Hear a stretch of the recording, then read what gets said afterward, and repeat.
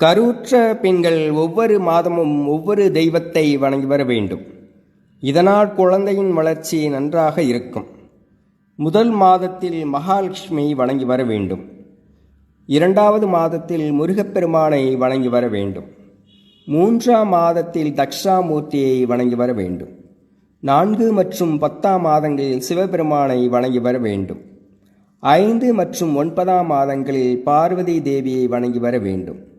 6ஆம் மாதத்தில் சனீஸ்வரரை வணங்கி வர வேண்டும். 7ஆம் மாதத்தில் மகாவிஷ்ணுவை வணங்கி வர வேண்டும். 8ஆம் மாதத்தில் குல தெய்வத்தையோ அல்லது இஷ்ட தெய்வத்தையோ வணங்கி வர வேண்டும்.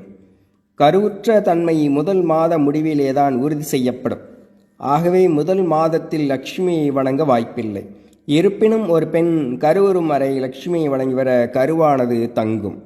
ஒருவருடைய மனைவி கர்ப்பிணியாயிருக்கும் போது சவத்தின் பின் செல்லுதல், சிரார்த்தம் செய்தல், வீடு கட்டுதல், தூரதேச யாத்திரை செல்லுதல், சமுத்திர ஸ்நானம் செய்தல் இவைகள் தவிர்க்கப்பட வேண்டும். மலையேறுதல் கூடாது. குறிப்பாக 5 மாதத்திற்கு மேல் இவைகள் கண்டிப்பாக தவிர்க்கப்பட வேண்டும். இல்லை என்றால் குழந்தையின் ஆயுள் குறைந்துவிடும் என்று சாஸ்திரங்கள் கூறுகின்றன.